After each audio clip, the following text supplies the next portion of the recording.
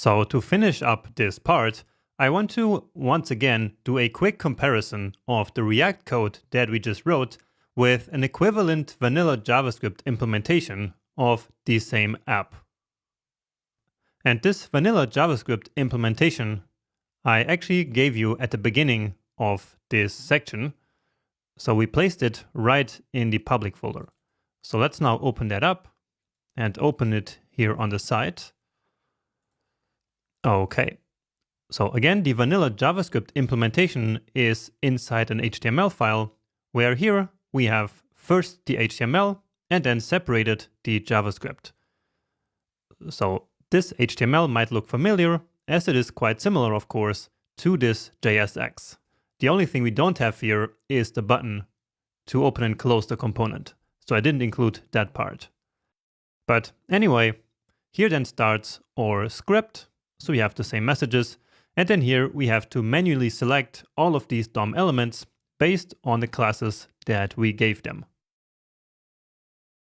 Then next we have this let variable here with a step, which we will then update down here in these event handler functions.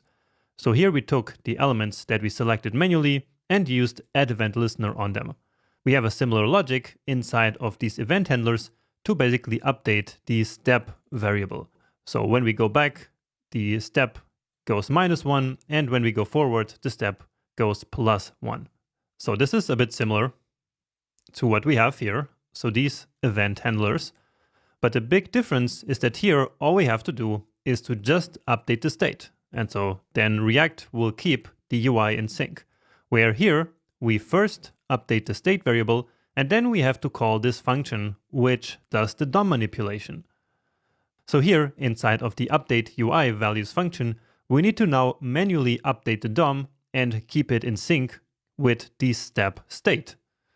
Because of course, as soon as we click these buttons here, if all we did was to update this value, then nothing would happen in the UI.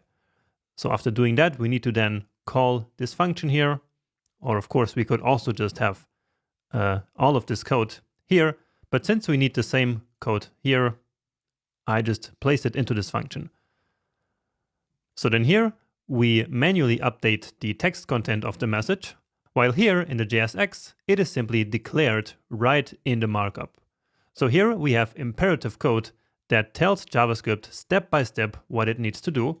So update the text content, then set the class list, set this class list, and set this class list.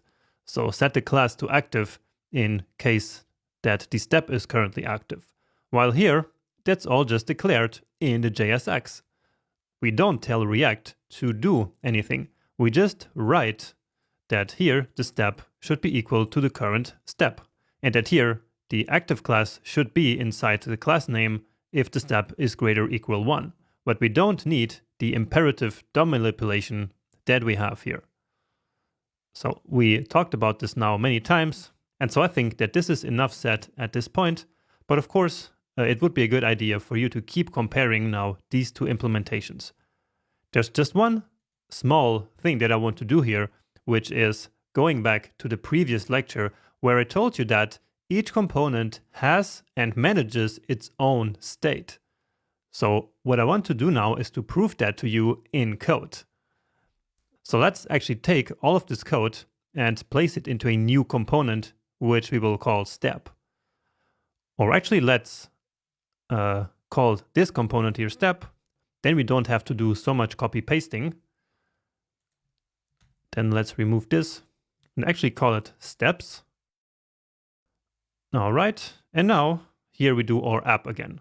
So export default function app, and then this app will basically include 2 steps. So let's say here we have a div, and then we want to have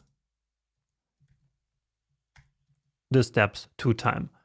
Now just a few more changes we need to do. So now, since we have 2 components on the same page, let's actually return a div here so that the button and then these steps are all in the same place.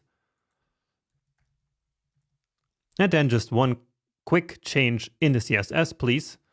So down here in the close, let's just remove this line of code. All right, let's close that, put it here on the side. And then as you reload, you will see that now we have 2 steps on the page.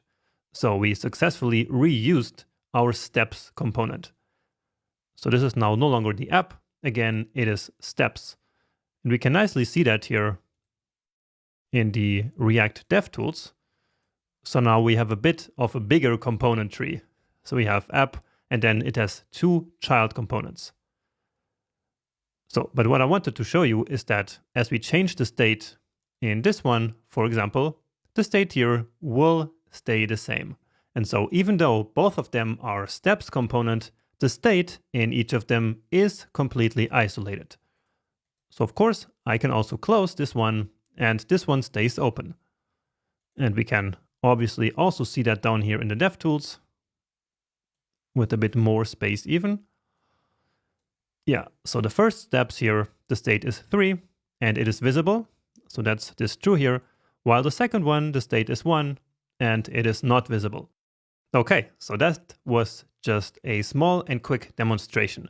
And so now that we have used state a couple of times here, it's time for you to practice state on your own in the upcoming coding challenge.